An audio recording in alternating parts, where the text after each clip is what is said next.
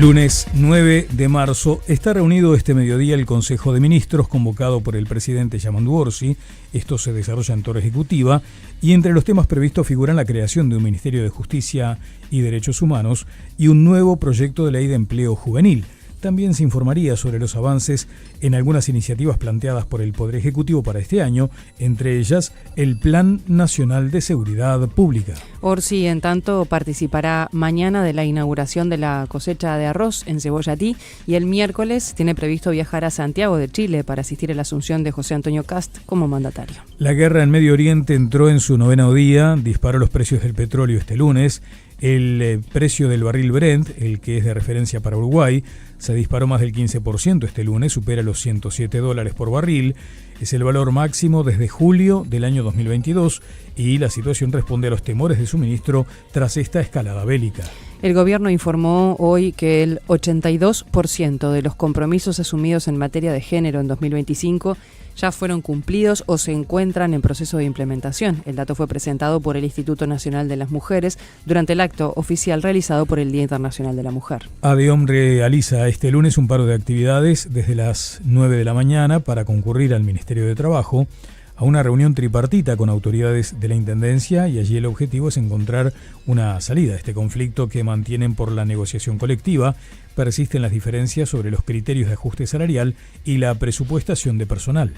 Los funcionarios municipales se movilizan en el Ministerio de Trabajo, donde también concurren los trabajadores de UCM para una tripartita. La semana pasada, la empresa propietaria Falck anunció, recordemos, el despido de 125 trabajadores porque centralizará parte de su estructura en Colombia. El Ministerio de Salud impulsará cambios en la ley de interrupción voluntaria del embarazo. Se ampliaría en principio el plazo de 12 a 14 semanas de gestación, límite que ahora solo rige en casos de violación o de malformaciones incompatibles con la vida extrauterina. También habilitaría el acceso al aborto legal a mujeres migrantes y eliminar el periodo obligatorio de reflexión de 5 días. El senador del Partido Colorado, Pedro Bordaberry, dijo que la interpelación al ministro del Interior, Carlos Negro, es tarjeta amarilla. Afirmó esta mañana en Canal 10 que por lo menos pondrá el tema de la seguridad arriba de la mesa y hará que se hable de narcotráfico, crimen organizado y la demora en la presentación del Plan Nacional. La Secretaría Nacional para la Lucha contra el Lavado de Activos trabaja en la creación de un sistema de información que integrará bases de datos de distintos organismos del Estado para fortalecer la detección del crimen organizado. El gobierno estima que Uruguay puede concretar su ingreso a la Asociación Económica Integral Regional durante este periodo. El grupo reúne a los países del sudeste asiático junto con China, Japón, Corea del Sur, Australia y Nueva Zelanda. Representa cerca del 30% del PBI mundial y una tercera parte de la población del planeta. Sesiona hoy la comisión bicameral que analiza el proceso de compra de las 2 patrulleras oceánicas que estaban siendo construidas por Cardama. Hoy fueron convocados el ex subsecretario de Economía, Pablo Ferreri, y los ex comandantes de la Armada, Carlos Avilleira y Alberto Caramés. Golpearon a la madre del joven de 15 años, asesinado en Flor de Maroñas tras una manifestación en su contra. La víctima denunció que los agresores la increparon por la muerte de su hijo. Durante la movilización, algunos participantes reclamaron que la madre del menor también sea investigada por una posible participación en el caso. A todo esto, la UTU, a la que asistía el adolescente fallecido, había presentado una denuncia por situaciones de violencia en noviembre del año pasado. Nos vamos ahora a la información deportiva. En el cierre de la 5ª fecha de la apertura se enfrentarán Cerro Largo, Montevideo City Torque a las 6:30 de la tarde y Boston River Liverpool a la hora 21:30. Mientras tanto, Racing le ganó 1-0 a Cerro, Deportivo Maldonado empató con Wanderers 0-0, Peñarol igualó con Danubio 1-1, Central Español también empató con Defensor 0-0 en ese caso, comparten el primer lugar. Progreso y Albion empataron 2-2 en Canelones y Juventud de las Piedras derrotó a Nacional por 3-1. Nacional reúne hoy a su directiva y el tema del día será la continuidad de Jadson Viera. Hay directivos que buscarán el cese del vínculo con el entrenador. Y luego de la derrota ante Juventud de las Piedras, Viera dijo que él es el responsable máximo de este momento del equipo. Hay que aceptar el momento, la verdad que no hemos encontrado ni el funcionamiento de lo que queremos nosotros. La autocrítica obviamente que es fuerte, con poca llegada no hacen los goles. Y bueno, como se lo dije a los jugadores, responsable máximo yo en todo esto. Seguiremos intentando buscar variantes, sistemas o lo que sea, que en la semana lo trabajamos mucho. Pero bueno, hay que vivir el momento, de repente no esperamos que sea tan pronto todo esto, pero bueno, tenemos que seguir trabajando y en definitiva me hago responsable. Pero bueno, la crítica está, el momento no es el mejor, tenemos que encontrar el mejor rendimiento de todos también y en eso voy a seguir trabajando y acomodar un poco algunas situaciones que nos están afectando. Y tenemos que corregir un poco de cada cosa, sobre todo cuando no estamos encontrando lo que queremos nosotros, tenemos que trabajar. Los jugadores se entregan todo, esa es la verdad. En la semana también, pero bueno, a trabajar, me hago responsable, pero bueno, la crítica está y no estamos en nuestro mejor momento.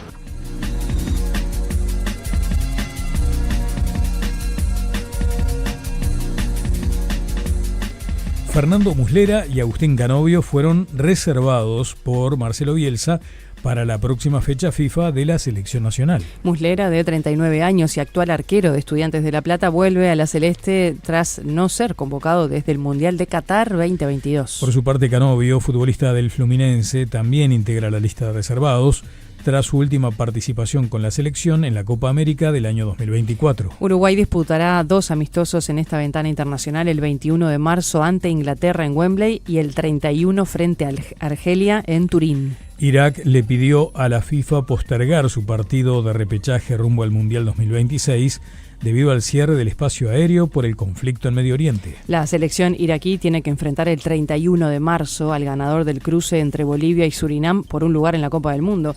El entrenador advirtió que las restricciones de vuelo podrían impedir que jugadores y cuerpo técnico lleguen a tiempo al partido. Y el técnico solicitó a la FIFA evaluar un plan alternativo, incluso la posibilidad de retrasar el partido para que el plantel pueda prepararse con normalidad.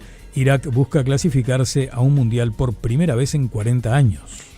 Por la liguilla de la Liga Uruguaya de Básquetbol, Defensor Sporting recibe a Hebraica Maccabi en el gimnasio de Welcome a las 20:15 y Aguada recibe a Peñarol en su estadio a las 21:15. Nacional, entre tanto, recibirá el sábado a Paisas en Paysandú tras obtener un triunfo clave en Colombia por la Liga de las Américas al ganar por 97-94. Si los tricolores vuelven a triunfar, jugarán el Super 4 final del máximo torneo continental de clubes de básquetbol.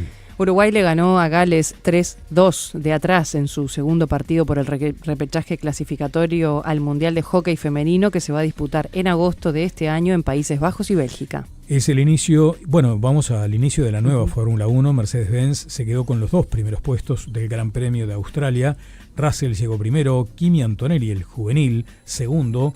La Ferrari de Leclerc alcanzó la tercera posición y hubo 6 abandonos. En las noticias internacionales, gran parte de la atención mundial está centrada en Medio Oriente. Israel lanzó este lunes nuevos ataques a gran escala sobre Irán, que en respuesta mantuvo su ofensiva con misiles y drones contra Israel y los estados del Golfo. Los mercados globales sienten el impacto. El Brent superó los $100 por barril. Las bolsas europeas abrieron a la baja y el gas natural de Europa trepó hasta un 30%. Y en el plano político, en Irán fue designado el ayatolá Mojtaba Khamenei como nuevo líder supremo en sustitución de su padre muerto en los primeros bombardeos. Miles de personas se congregaron en Teherán en señal de apoyo al nuevo líder. Rusia respaldó de inmediato el nombramiento. El presidente Putin prometió su apoyo inquebrantable a Khamenei. Y el conflicto continúa expandiéndose geográficamente. Estados Unidos ordenó, entre tanto, la salida del personal no esencial de su consulado en Adana, Turquía. Israel atacó además los suburbios del sur de Beirut, donde Hezbollah confirmó combates con fuerzas israelíes que habrían regresado al este del Líbano desde Siria. Y el G7, entre tanto, convocó a una reunión de emergencia este lunes para evaluar la liberación coordinada de reservas petroleras estratégicas. En Bruselas, la Comisión Europea estimó que no hay riesgo de escasez inminente de suministro de petróleo en Europa. Vamos a ampliar ahora más información internacional en el siguiente compacto. El conflicto en Oriente Medio se extiende más allá de la región y los países buscan garantías. Emmanuel Macron ha llegado a Chipre, isla que Turquía ha sido alcanzada la pasada semana cuando un dron de fabricación iraní lanzado desde Líbano impactó en la base militar británica de Akrotiri. Además de mostrar su apoyo a las autoridades chipriotas, el presidente francés se comprometió a mejorar la seguridad del estrecho de Hormuz, paso esencial del tránsito mundial de petróleo y en el que algunos barcos han sido atacados. Estamos estableciendo una misión puramente defensiva, puramente de acompañamiento que debe prepararse con estados europeos y no europeos y cuya finalidad es permitir, tan pronto como sea posible tras la salida de la fase más crítica del conflicto, la escolta de buques, portacontenedores y petroleros para reabrir progresivamente el estrecho de Hormuz, el cual es esencial para el comercio internacional, pero también para la circulación de gas y petróleo que deben poder salir nuevamente de esta región.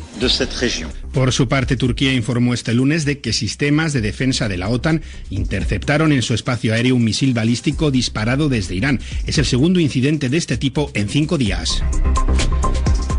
Comienza en Turquía el juicio contra Ekrem İmamoğlu, exalcalde de Estambul y quien fuera gran esperanza de la oposición al presidente Recep Tayyip Erdoğan. La fiscalía pide más de 2.000 años de cárcel para İmamoğlu, acusado de blanqueo de capitales, manipular licitaciones, extorsión y fraude. La oposición y ONGs lo tachan de juicio político. En Colombia, el partido Pacto Histórico del presidente Gustavo Petro salió reforzado como formación más votada en el Senado en las legislativas celebradas este domingo, que sirvieron además de termómetro de las próximas elecciones presidenciales, cuya primera vuelta está prevista en mayo. La buena noticia para el uribismo fue el triunfo de Paloma Valencia, que será candidata presidencial, tras ganar la gran consulta, una serie de primarias interpartidistas organizadas también el domingo, en las que sumó más de 3,2 millones de votos. En otras noticias del panorama internacional también tenemos que hablar de Chile. Ya comentamos que el miércoles será el traspaso de mando, pero a 3 días de esa instancia, el presidente saliente Gabriel Boric y el electo José Antonio Kast se reunieron para limar asperezas tras diferencias por un proyecto de cable submarino chino. Doy por superadas las diferencias que pudieron haber existido. Le garantizo a los chilenos y a las chilenas que el miércoles 11 de marzo tendremos un cambio de mando impecable, dijo Boric en una conferencia de prensa luego de reunirse con Kast en el Palacio de la Moneda en Santiago. El objetivo del encuentro fue despejar dudas de la voluntad de transparencia en materias que son de Estado, como por ejemplo la seguridad. El presidente electo había terminado abruptamente el martes pasado las reuniones de transición tras acusar a Boric de no compartir información sobre este proyecto que implica la construcción de un cable de fibra óptica por parte de la multinacional China Móvil para unir Asia con las costas chilenas. El miércoles 11 de marzo, Kast asume el gobierno con la promesa de recuperar la grandeza de Chile. El combate contra el crimen organizado y la mano dura contra la migración irregular son sus principales banderas de gestión.